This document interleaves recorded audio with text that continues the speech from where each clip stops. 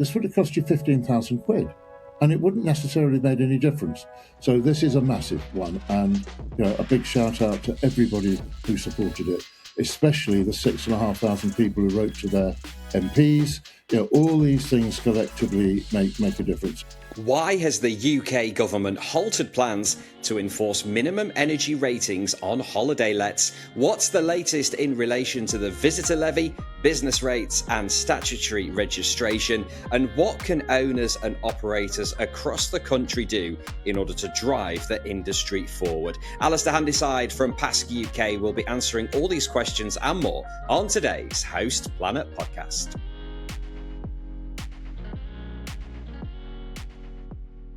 Alistair, thank you for joining us on the Host Planet podcast. Finally, we have some good news to share with holiday let owners in the UK in relation to EPCs, which are Energy Performance Certificates, of course. Please give us the lowdown. We have managed to get a result from the Department of Energy Security and Net Zero, commonly known as DESNZ. They agreed with the evidence that we provided them that the two principles for making us have energy performance certificates at level C, which would have been, I can't begin to tell you how costly for the sector. The two basic principles were that it would be to do that to stop people flipping from long-term lets to short-term lets, and because of fuel poverty, we were able to convince them through evidence that there was no evidence that people were flipping from long-term lets to short-term lets. And strangely enough, any of you listening to this will realise that if you have fuel poverty in your holiday lets, you're doing it so badly, you'll never have any guests. So that one was slightly easier to provide evidence for than the former. And they were absolutely brilliant when they gave us the pre-announcement saying this was down to evidence. If you look at the number of responses they got that were saying, nail the self-catering sector, they went with the evidence, not the emotion, and we have thanked them for that on your behalf. This is a massive thing. I mean, if you had an older property, a lovely small cottage in Whitstable or Cornwall or West Wales that's stone built, this would have cost you 15,000 quid, and it wouldn't necessarily have made any difference. So this is a massive one, and a big shout out to everybody who supported it, especially the 6,500 people who wrote to their MPs. All these things collectively make a difference. And we will be writing 55 letters of thanks to MPs who also wrote to the minister to say, what you're doing. So thank you all. You helped make this happen.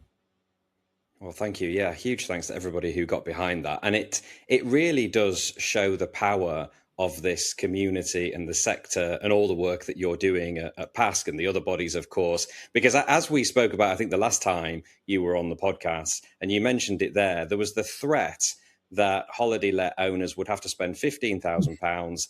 Even if it doesn't get you to a level C, they wanted to spend you £15,000 on making some energy efficiency changes. So I think real kudos to your work. And again, it, like I said, it shows the power of people sending those letters and doing their bit. Yep, and we'll probably come on to how people can help as we go forwards as a collective industry. So there we go. So some good news, and I can't tell you the mood in the policy team. It was, we all thought we dreamt it for about 2 or 3 hours. I mean, Ben Spear, who was on this recently and did a great podcast, he and I were the two that were on the private call to pre-announce it. And he said we were like, the episode from Del Boy, when the auction went to 61 million on the pocket watch, keeping a straight face. Underneath the table, our feet were doing dances and everything else. But on the call were the consummate professionals. But we were dancing. There you go. Fantastic. Some good news at last. Okay, real talk now for all you hosts out there. You know that moment when your guest messages you again with, hey, what's the Wi-Fi code? Or you're staring at 5 different calendars, wondering if you've accidentally double booked the cottage. Yes, We've all been there. That's why here at House Planner we recommend Hostfully. It's basically your rentals control centre. It handles bookings across all the big platforms, syncs your calendars to ensure there are no double bookings, automates guest messages, and even creates these really slick digital guidebooks that stop all the repeat questions. Honestly, it just makes your life easier and keeps your guests happier, helping you achieve those all-important 5-star reviews. And here is a little bonus. If you're a House Planet listener, you can get $500 off onboarding for Hostfully's property management software and 30% off digital guidebooks for life. Just hit the link in the show notes and use the codes PLANET500 for the PMS and HousePlanetGB for the guidebooks. And if you'd like a proper walkthrough, there's also a link to book a demo with Frank Bosey from Hostfully. He will show you how it all works. Less stress, more bookings, sorted with Hostfully. From good news to more challenging issues, the potential tourism tax, the visitor levy that was trailed in the lead up to the budget last year. There is now a full-blown consultation on this. What do you make of it? Right. Well, the consultation, listeners, runs until the 18th of February. We will be, as usual, providing free guidance to anybody on the website to give you bits of data, suggestions how you might answer some of the questions. You can change them all. It's a Word document. It's just to help you. We are instinctively opposed to tourism taxes, primarily because we have the highest costs of tax already as visitor economy businesses. But also we don't really trust how the money would be spent. Now, I'm not saying that building affordable houses is not absolutely laudable, but the first £5 million of the Edinburgh tourism tax is going to be spent building affordable houses.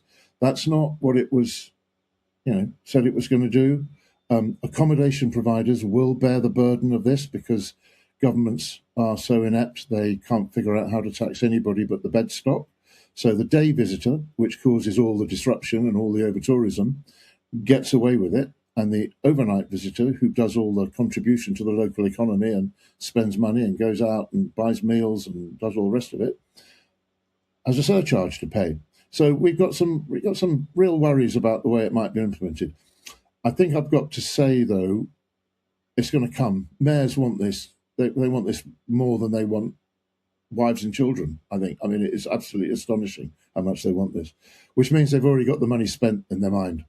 This is before they set up any panels on how the money would be spent and how they'd work together. They're putting it in the budget already.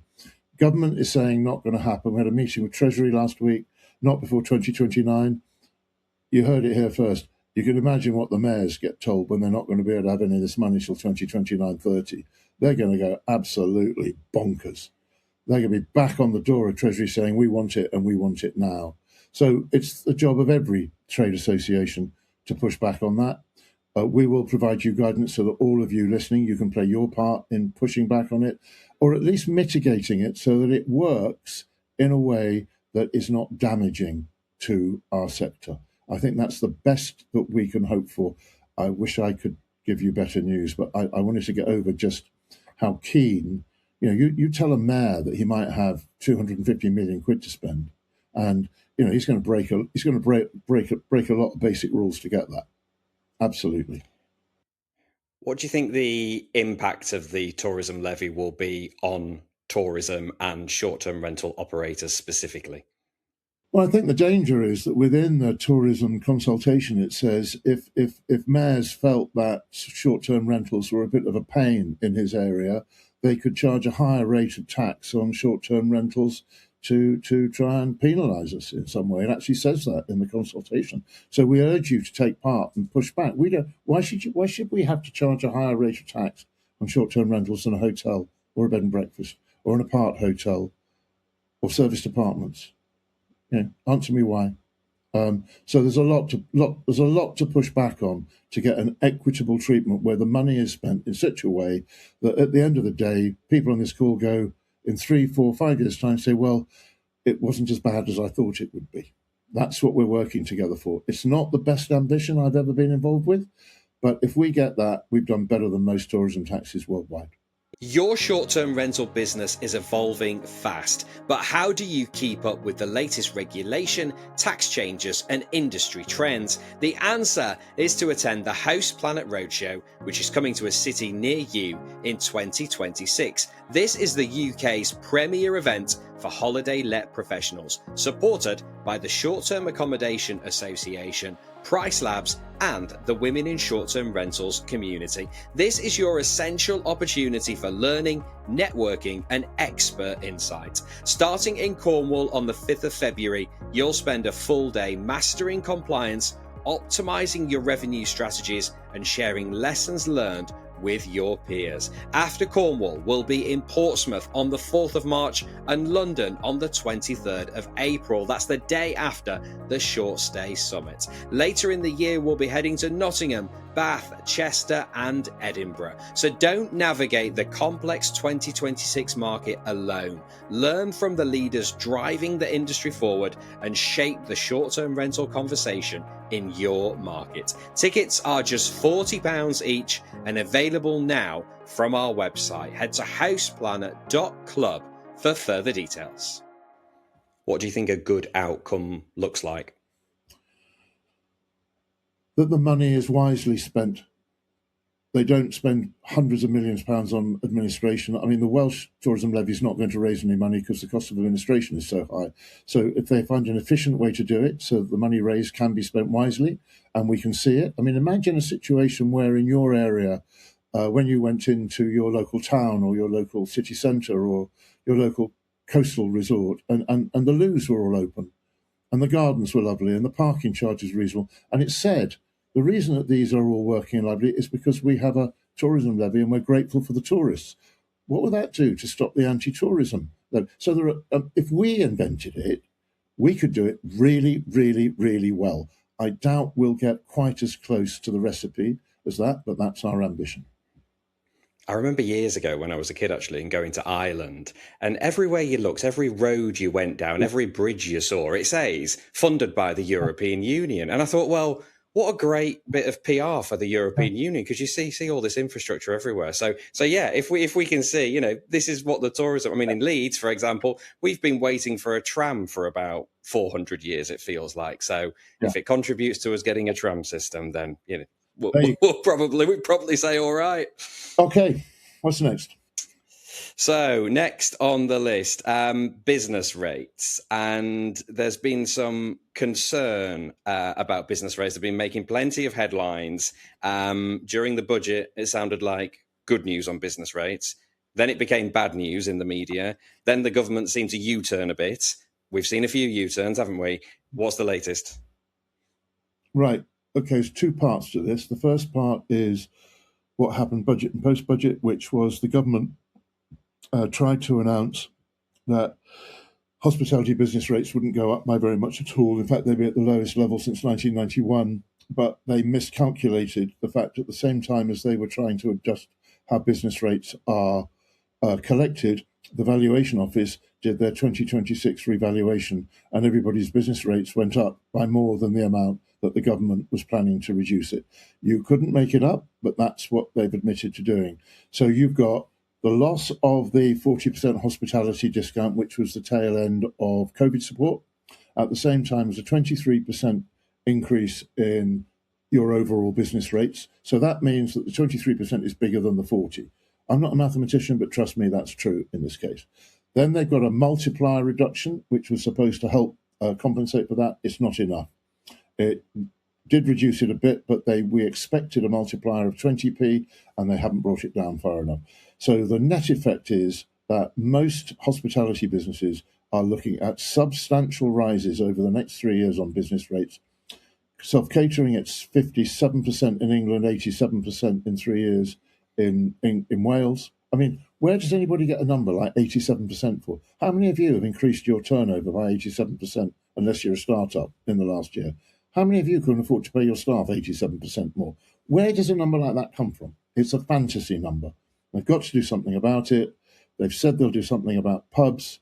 We're saying, great, you're doing it for pubs. You don't want to knock pubs. We all need pubs for our businesses to be vibrant, but they should do it for all of hospitality. So that's the pushback. Everybody's pushing back on that. Every trade association and the chancellors in a huddle, not knowing what to do. I don't have any sympathy, but of course, if she comes out and says, "Well, I won't do it for hospitality," the press will climb all over her, saying that's your 14th U-turn. And she's scared of that narrative almost more than she may be damaged to the economy, because that's the way it works. So that's the first problem on business rates. 95% of you listening don't pay business rates. But for those 5% in self-catering that do, looking at a 60% increase in 3 years is awful. So we're flat out on that. Then something you all need to be mindful for, the 95% of you on this call will realise that if you can trade for 70 days in England and you can trade for 182 days in Wales, you can apply to go on business rates and take advantage of small business rates relief, which in most cases means you don't pay business rates or council tax. They are reviewing that threshold in England. The 70-day threshold is being reviewed in a business rates call for evidence, and how small business rates relief, which is the discount that you get, that is being reviewed as well.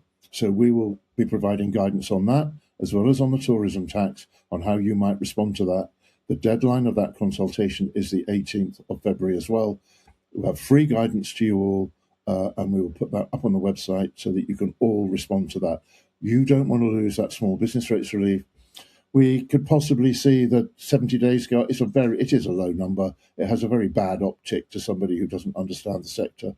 But anything above 105, the sector starts to squeak awfully. So again, there'll be guidance on how to phrase that, so it's not inviting an increase, but making sure that if they do apply one, it's as low as possible. We don't want to go anywhere near where they are in Wales at 182.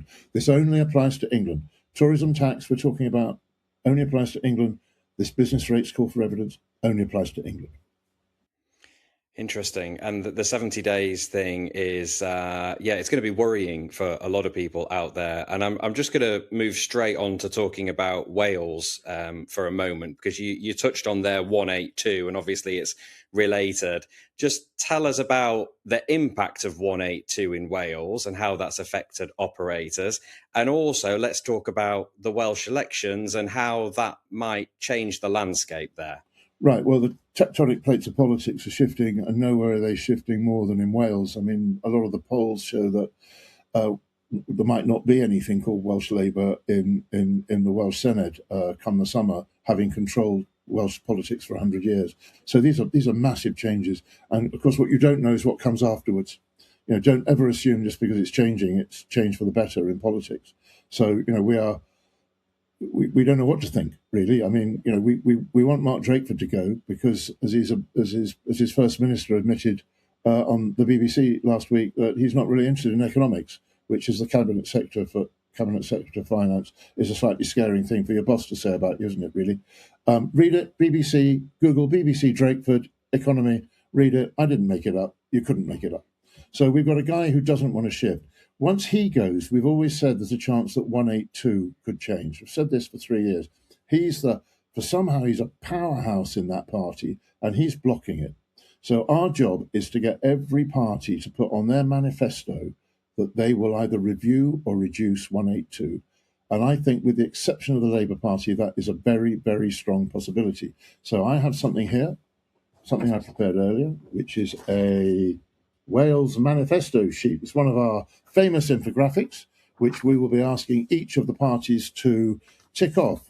What do they think about the 182 threshold, the tourism levy, Article 4, licensing bill, statutory registration, and hospitality business rates, in a nice, easy to understand way, so that when MSs turn up at the door and they say, "Can I have your vote?"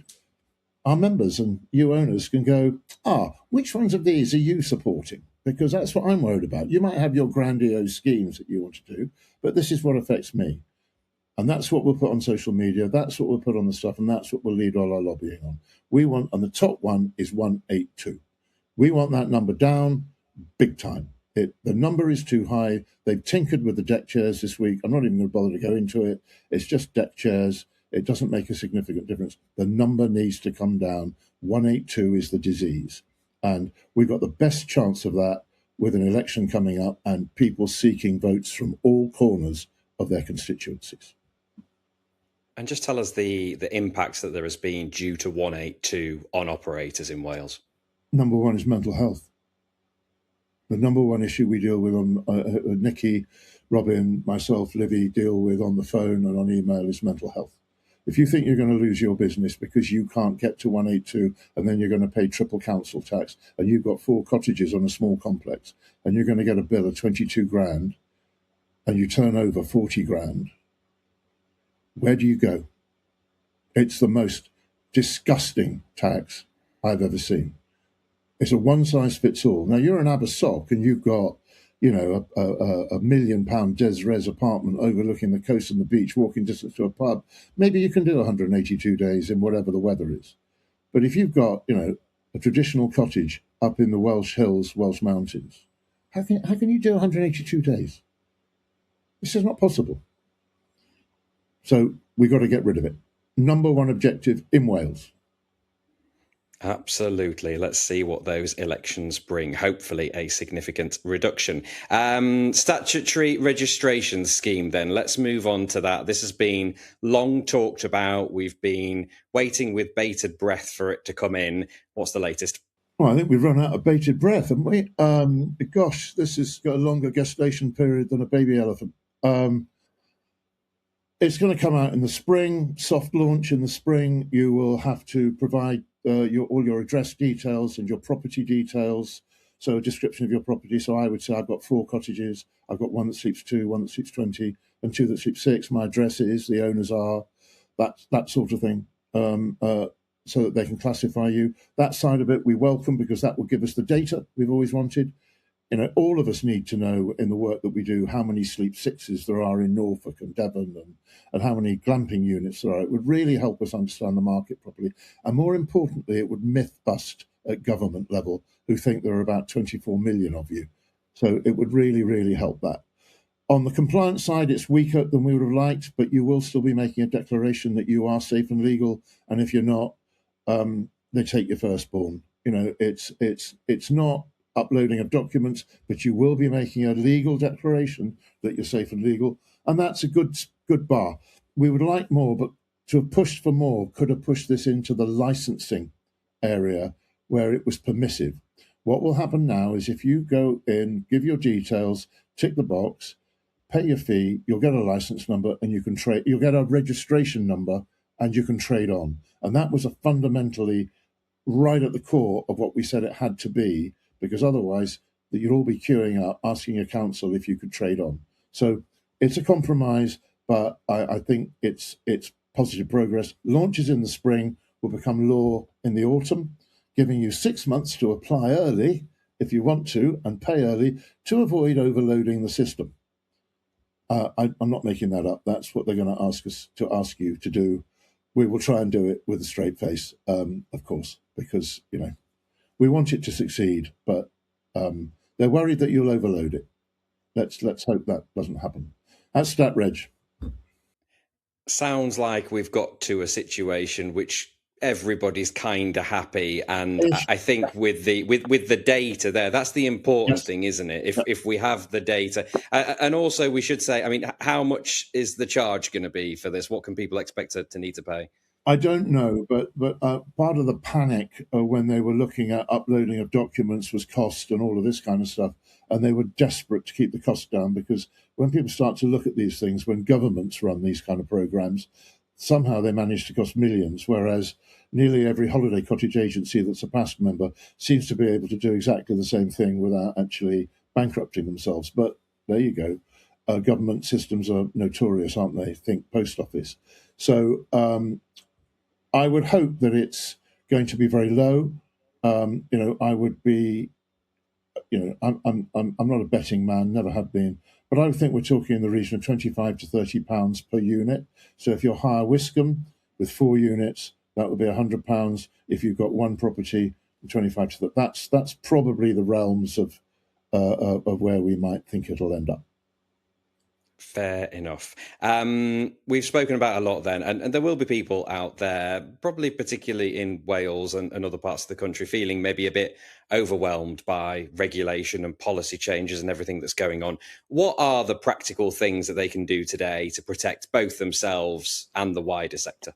Well, there's two things before I sort of make a suggestion that they should join PASC. You have a whole raft of information on the Host Planet website about ways that you can improve your businesses that you can engage with technical companies. We have so you've got the kind of marketing side of stuff. We've got on our website free all of the compliance stuff. So there's free stuff to make sure you're doing the marketing side right. Listen to James's podcast. You've got all the compliance stuff and all the compliance webinars. They're all free. All of that stuff is always free on the PASC website. So, you can make sure that you're grasping opportunities, but you can also make sure that you're up to date. And I think if you're operating with a clear conscience and you know you're doing everything that you can from a marketing and compliance side, that's a really good place to start.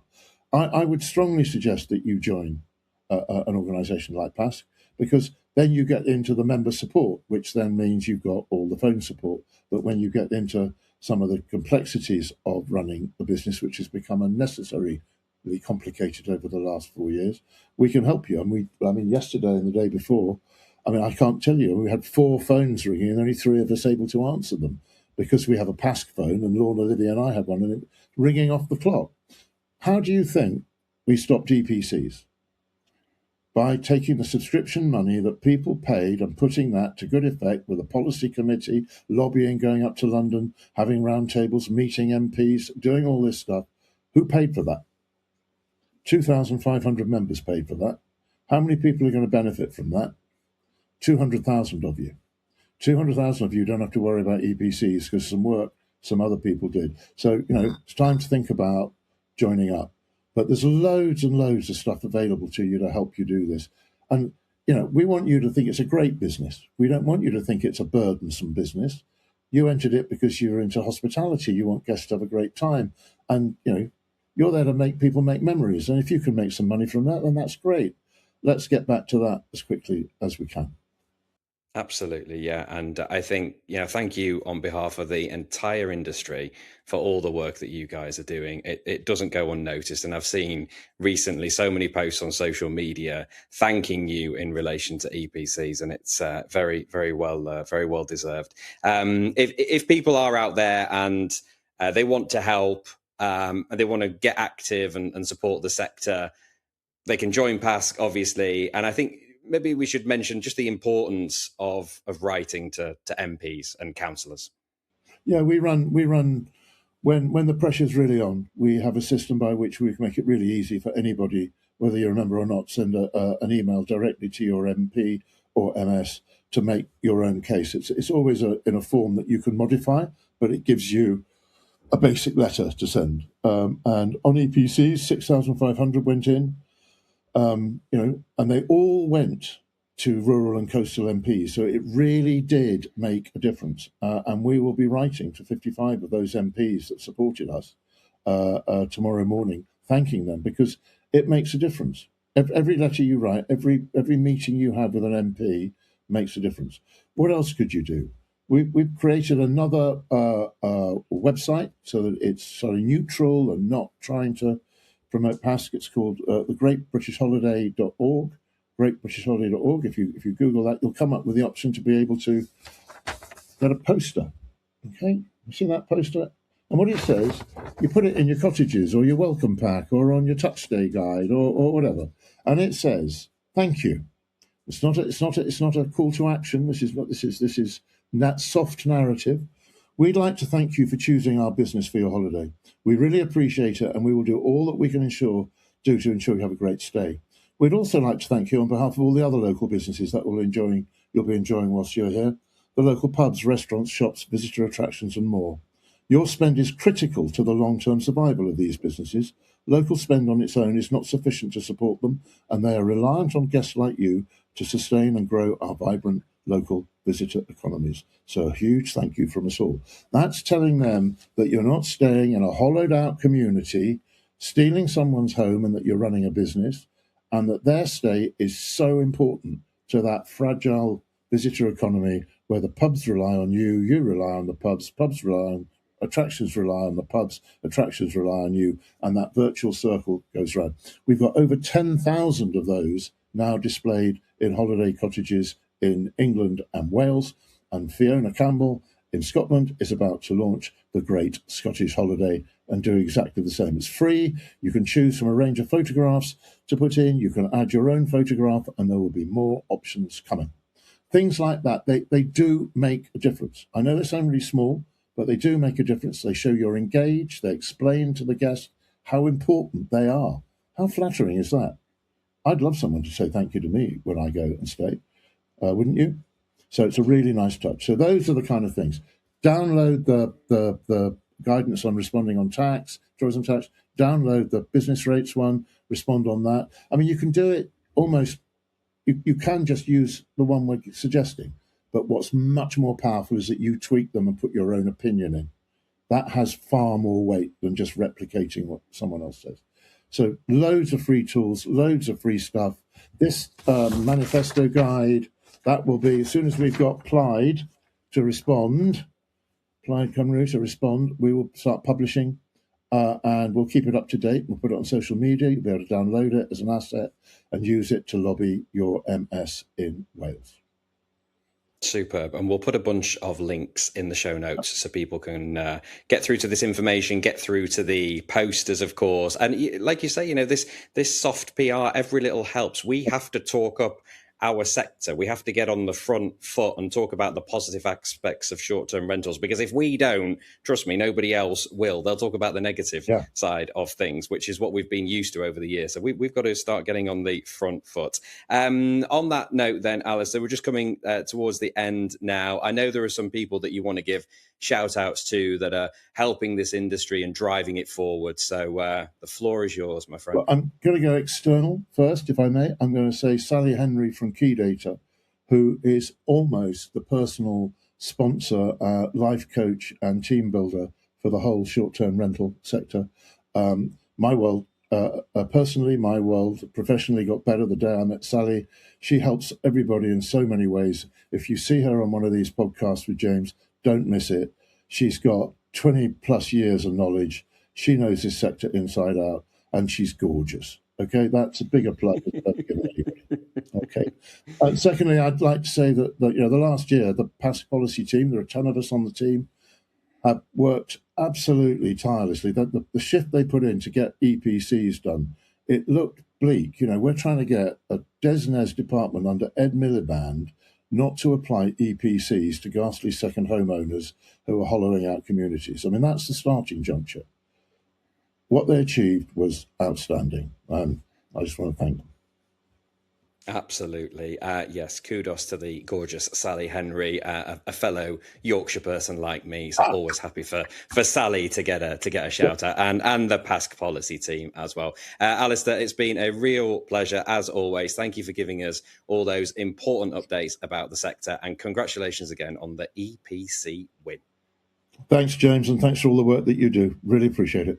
Great to chat to Alistair Handyside there from PASC UK. Head to the show notes for those all-important links and make sure you print out that thank you poster for your holiday let. That's just about it for today's episode. Remember, this podcast is brought to you in collaboration with Hostfully, which is trusted by short-term rental professionals across the globe. As a House Planet listener, you get 2 exclusive offers. $500 off onboarding for Hostfully's property management software. Just use the code PLANET500, and 30% off digital guidebooks for life. Use the code HostPlanetGB. To grab these deals, click the link in the show notes or head to hostfully.com. For more free education, tips and trends from the STR industry, visit houseplanet.club, where you can sign up for our newsletter, listen to our podcasts, and download a suite of ebooks for hosts and property managers. That's it for today's episode. Until next time, happy hosting.